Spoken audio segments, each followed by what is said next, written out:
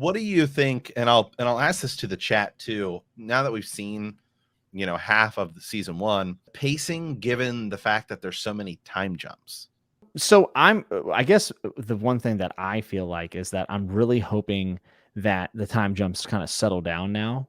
Like, I think that we're going to be way more in the moment going forward now. But the pacing of it was fine. Like, I think that they executed them rather well. There wasn't a lot of confusion with the timeline, like Witcher season 1 or anything.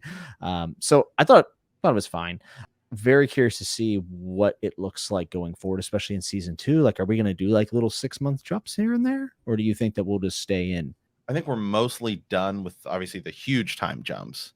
I do think we will probably have a few more, but I feel like it is going to be more like, okay, we finished a season, and then like the jump between, like, say, season 2 and season 3 is a decent time jump. Yeah. And I feel like you could also begin to move events together that maybe, in Fire and Blood and everything, it's like, well, this is actually happens like, say, 10 years apart. I feel like they might, just for TV sake, begin to move some of those together. Obviously, there's a lot of marriages still to come. There's a lot of children yet to be born that need to age up and grow up, but I feel like we can begin to sort of move some of those things. Yeah, for sure. And there will be changes going forward, without a doubt. I think that I saw some people being like, if they keep time jump, they're going to run out of stuff. And I'm like, no, they won't.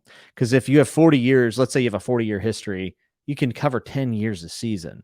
So you can do this. And, this is a historical retelling. This is why it's so much different than Game of Thrones. Like, it is different because it's a different kind of story to tackle from the source material. And Ryan Condell, for better or worse, is trying to stay very close to the source material. So I always think it's interesting when people don't like the time jumps, but then will also complain about infidelity towards the source material, because the fidelity to the source material dictates that we have to do time jumps or this show would be 50 seasons and we're never going to get that.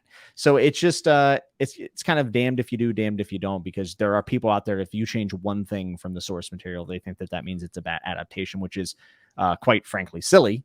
But yeah, it'll be interesting. And I think it's a pretty bold decision to do the time jumps. It's definitely this frequent, but it's going to slow down. It already has in the last 2 episodes. Obviously, we have this big one here, and I think it's going to be a little bit more in the moment.